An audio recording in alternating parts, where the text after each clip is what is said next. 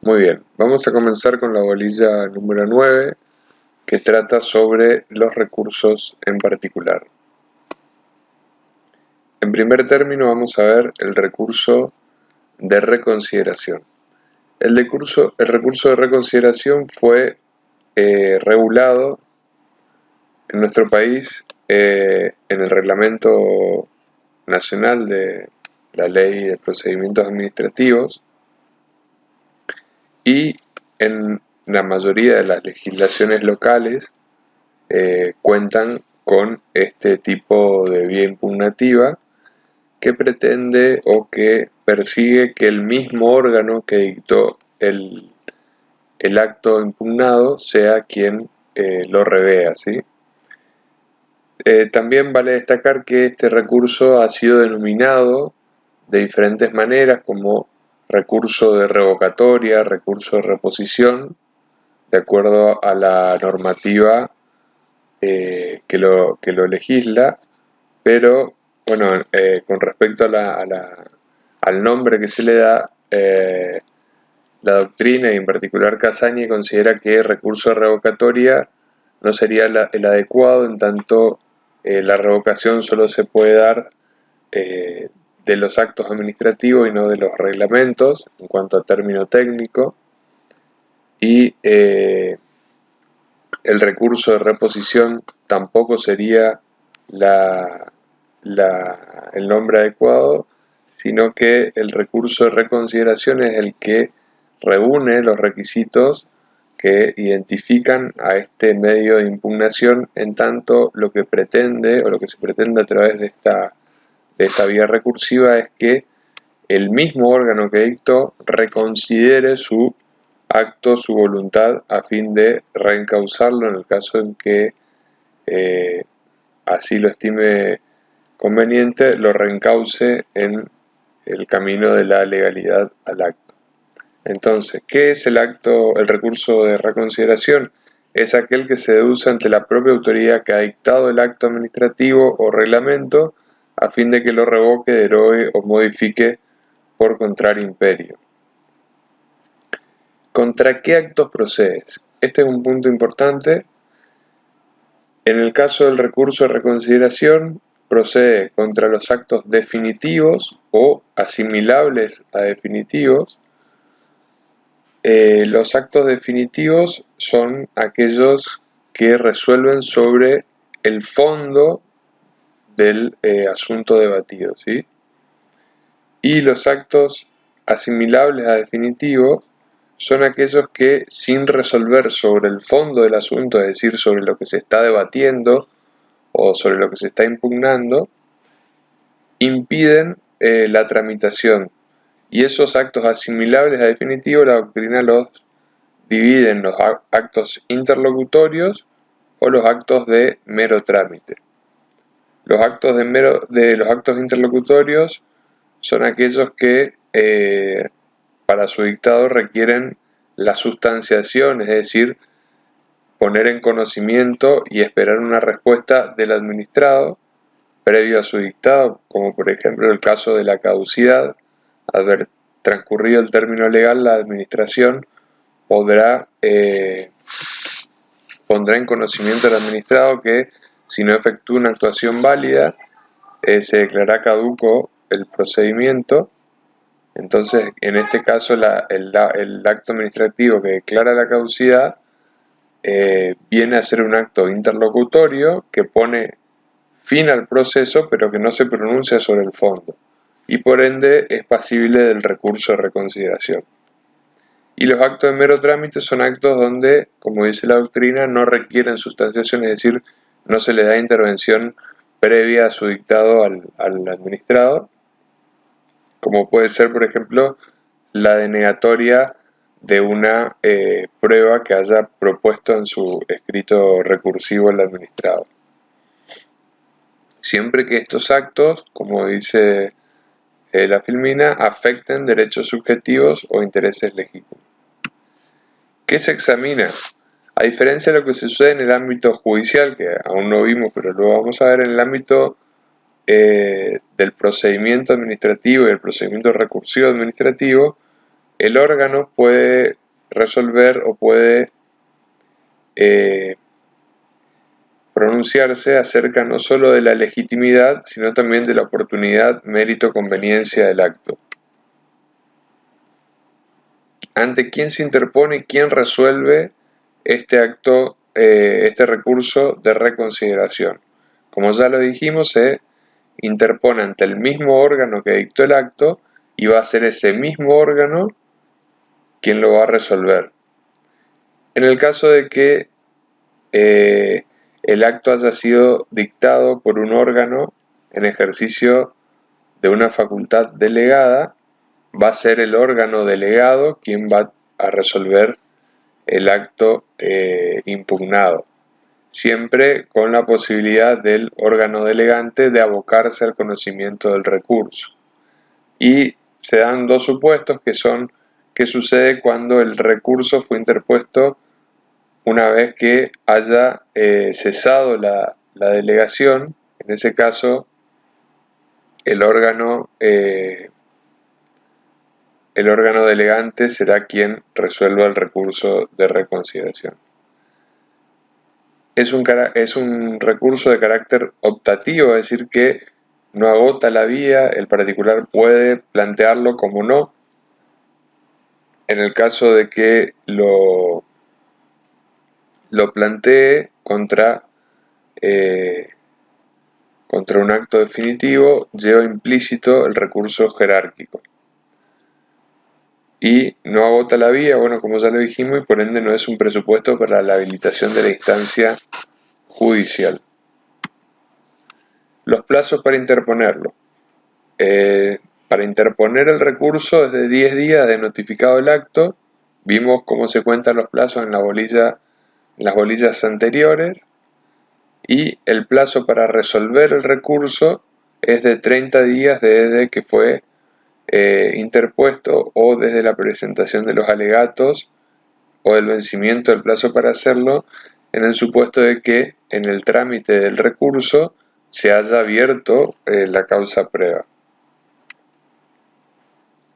Cuando un recurso no se encuentra calificado, debe acogérselo como recurso de reconsideración.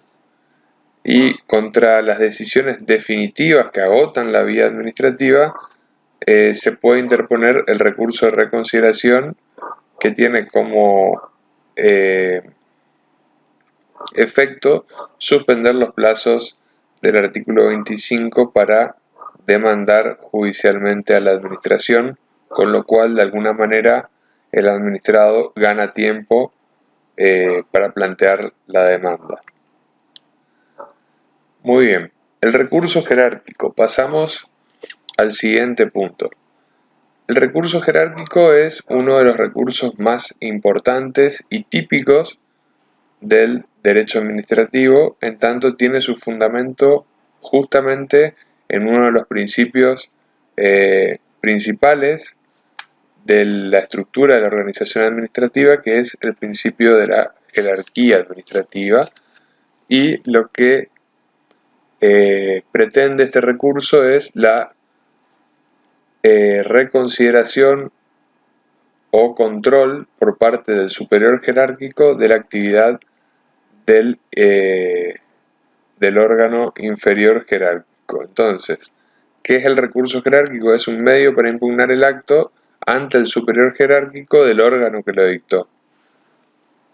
Nos permite consagrar los principios de legitimidad y eficacia administrativa con los de unidad de acción, es decir, a través de este recurso, nuevamente como en toda la actividad administrativa y de procedimiento administrativo, el administrado actúa como un colaborador de la administración a fin de encauzar su actividad en la legalidad, como siempre decimos, y a través del recurso jerárquico va a ser el órgano superior quien va a revisar la actividad del inferior, y en el caso de que le asista razón al ciudadano recurrente, va a revocar el acto dictado por el inferior a fin de que quitarlo del mundo jurídico un acto que va en contradicción de la legalidad, o de la eficacia administrativa, o de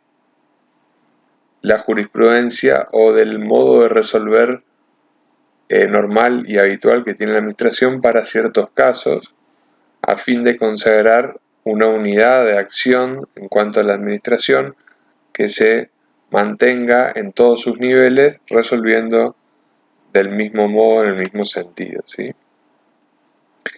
El recurso jerárquico, procede contra los actos definitivos, es decir, los que resuelven el fondo del asunto, poniendo fin al procedimiento, y contra los actos asimilables a definitivo, es decir, los que impidan la tramitación del recurso o petición del administrado, como ya dijimos, los actos interlocutorios o los actos de mero trámite que impidan la tramitación.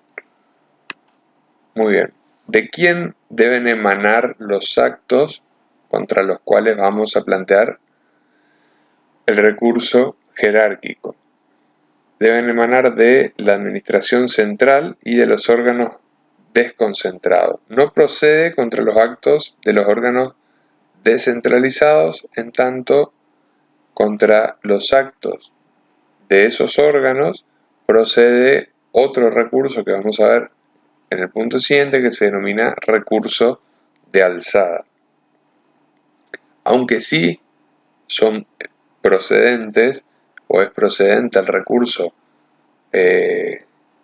jerárquico cuando se impugnan actos internos del órgano jerárquico y lo tiene del ente descentralizado, y lo tiene que resolver la máxima autoridad de ese ente descentralizado.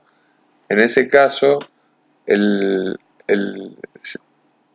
se transmiten o se toman todos los principios que regulan el recurso jerárquico y se lo aplican al ámbito de los entes descentralizados, como por ejemplo las universidades. No obstante que luego de la resolución de ese recurso jerárquico por la máxima autoridad del ente descentralizado, pueda ser pasible del recurso de alzada. Muy bien. ¿Ante quién se interpone? Se interpone ante la autoridad que dictó el acto, quien lo debe elevar dentro del término de 5 días y de oficio al Ministerio o Secretaría de la Presidencia, dentro del cual actúe el órgano emisor del acto administrativo, ¿sí? Entonces, se plantea ante el mismo órgano que lo dictó y lo debe elevar dentro del término de 5 días. ¿Quién lo resuelve el recurso? Al recurso lo resuelve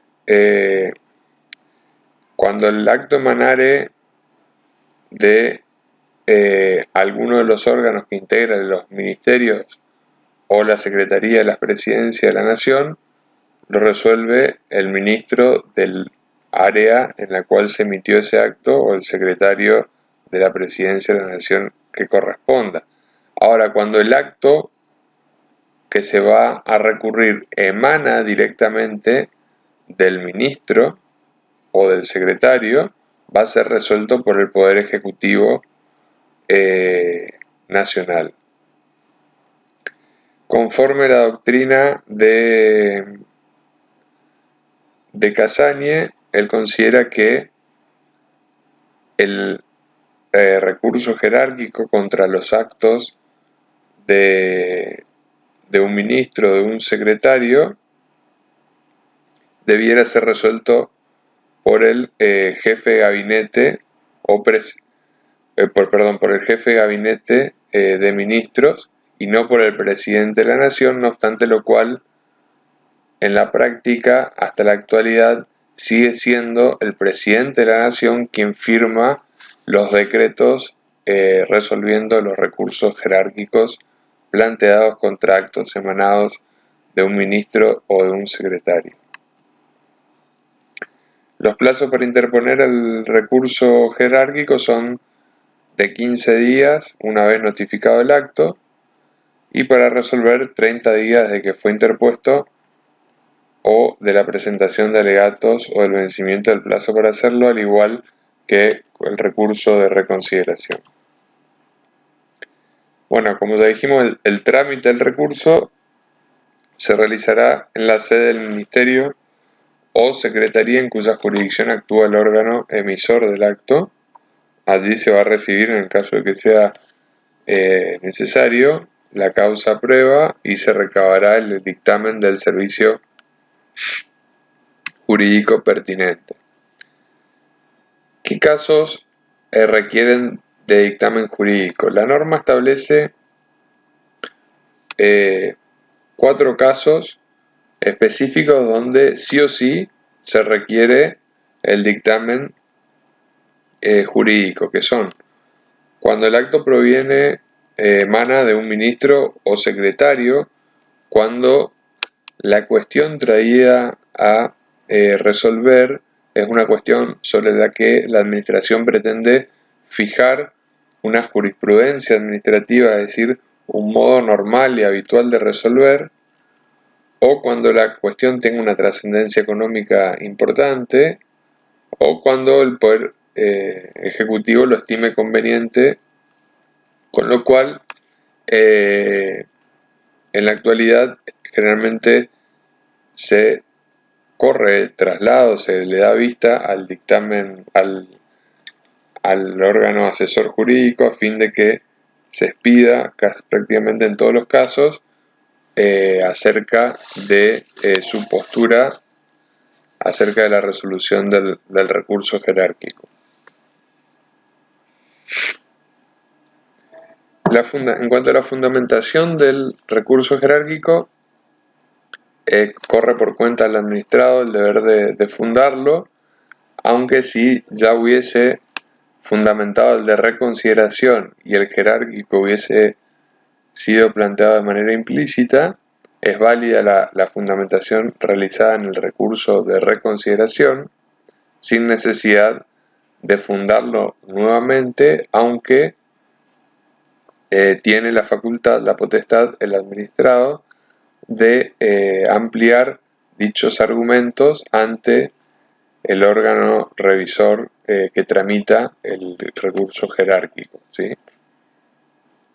La decisión del recurso jerárquico puede ser expresa, siendo que revoque, modifique el acto del inferior, o una decisión tácita donde la administración no se pronuncia y entonces el administrado puede, sin necesidad de plantear un pronto despacho, transcurridos los 30 días que tiene la administración para expedirse y no habiéndolo hecho, la administración puede tener, el administrado puede tener por denegada su pretensión y con ello expedita o habilitada la vía judicial para plantear la demanda contenciosa administrativa contra este acto denegatorio por silencio de la administración una vez transcurridos los 30 días. Muy bien, ahora volvemos sobre lo que habíamos hablado hace un ratito, el recurso de alzada o recurso jerárquico impropio.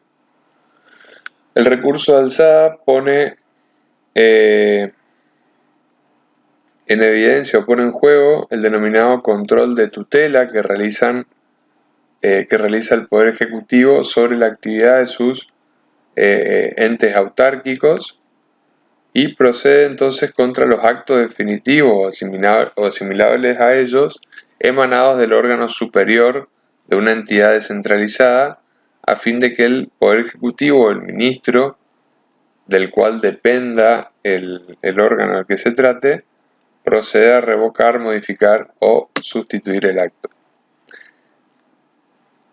Este recurso es de tipo optativo, en tanto el administrado puede, una vez que obtiene el acto del órgano máximo del ente, del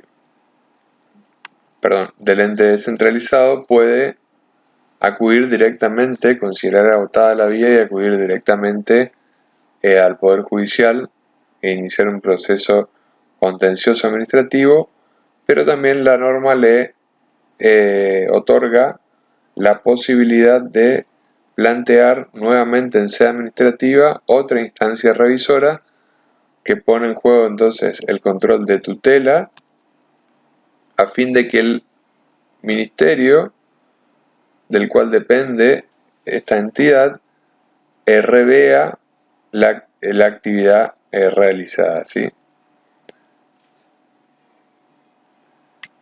Muy bien, los fundamentos. Los alcances del control van a depender, la norma estructuró una delimitación de los alcances del control sobre los cuales se puede pronunciar el ministro de acuerdo a cómo fue o cuál fue la norma de creación del órgano descentralizado. Si fue creado por el Congreso, como por ejemplo las universidades, procede solamente el control de legitimidad, salvo que la ley de forma expresa autorice el control amplio. Y si el acto emanado del órgano descentralizado fue creado en ejercicio de facultades concurrentes, procede el control amplio conforme lo establece el reglamento en el artículo 73 infine. La decisión en principio solo puede revocar el acto y con carácter excepcional y por razones de interés público puede modificarlo o sustituirlo, ¿sí? Pero en principio solo es procedente la revocación del acto. Muy bien, ahora vamos a pasar a uno de los recursos extraordinarios que trae la normativa de la Ley Nacional de Procedimiento Administrativo, que es el recurso de revisión. Algo dijimos en la bolilla anterior, el recurso de revisión es un recurso de carácter extraordinario, a diferencia de los anteriores que eran ordinarios, en tanto pone en juego la estabilidad del acto administrativo, dado que se plantea contra actos que ya han adquirido firmeza, ¿sí? Y fue admitido previamente a su regulación legal por la Procuración del Tesoro de la Nación. El fundamento radica en la idea de justicia en virtud de los graves motivos que se fundan y a fin de lograr garantizar la seguridad jurídica. El órgano competente para resolverlo puede ser el mismo órgano que dictó el acto o un órgano superior.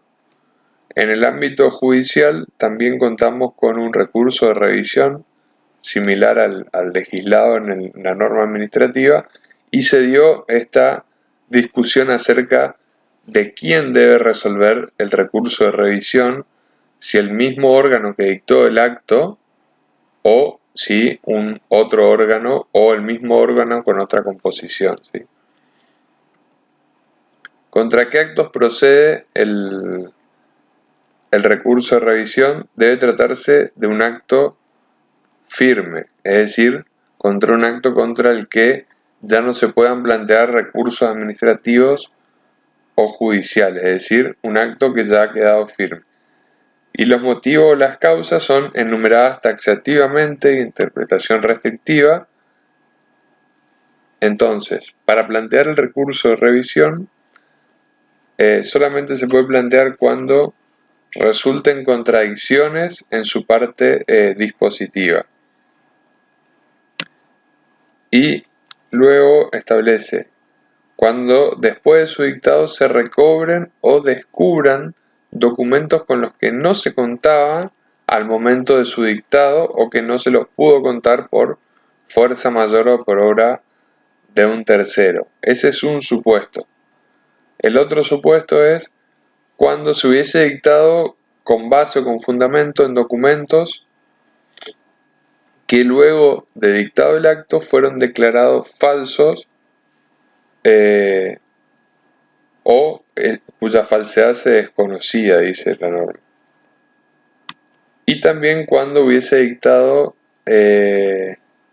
mediando prevaricato, cohecho, violencia, corrupción o cualquier otra maquinación fraudulenta que vicie la voluntad de las partes.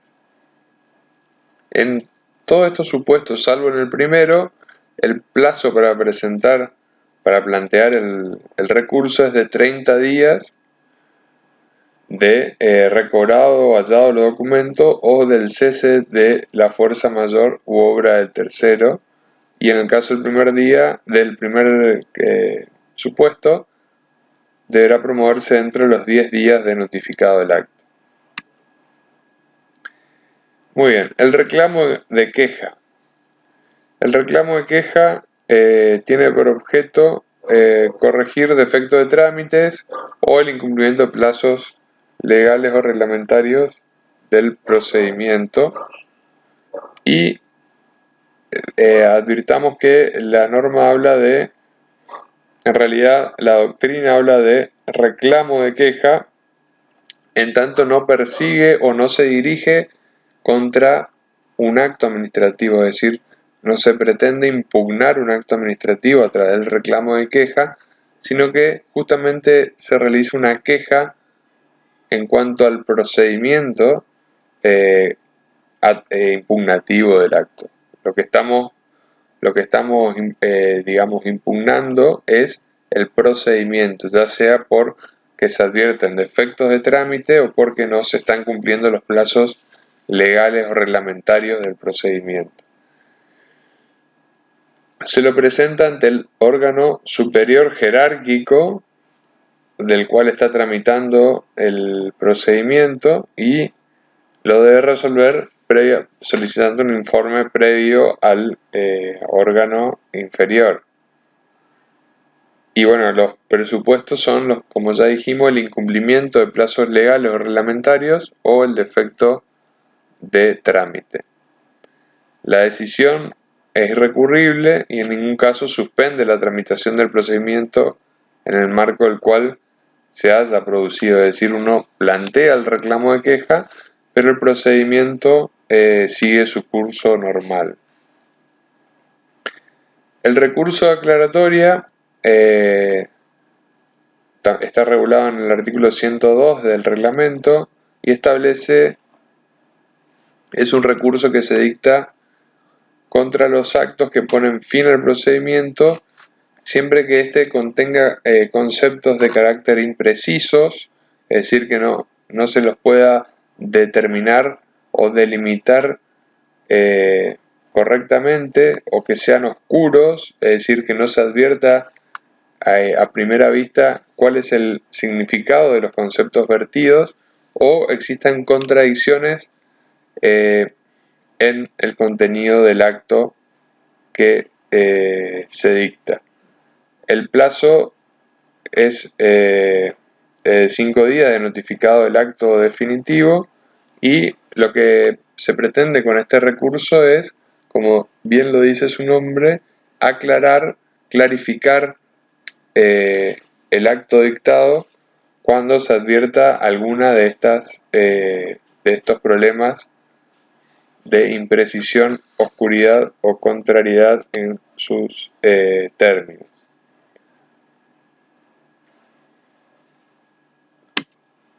Y por último tenemos la rectificación de errores materiales, que muchos códigos van a advertirlo que lo tratan en conjunto con el declaratoria. En el caso del Reglamento Nacional lo trata en un artículo propio, y procede la rectificación de errores materiales cuando se adviertan errores de hecho, numéricos, número de documento, y puede ser ejercido de oficio a petición del administrado, lo resuelve el mismo órgano y no hay un plazo, en tanto el objetivo es también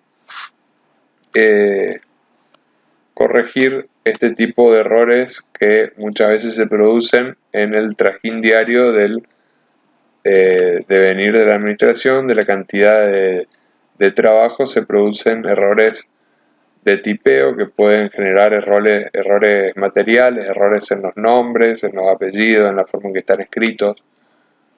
ese tipo de circunstancias se salvan con el artículo 101 de la ley, del reglamento de la Ley Nacional de Procedimiento Administrativo. Muy bien, llegamos al final de Tabolilla. Muchas gracias.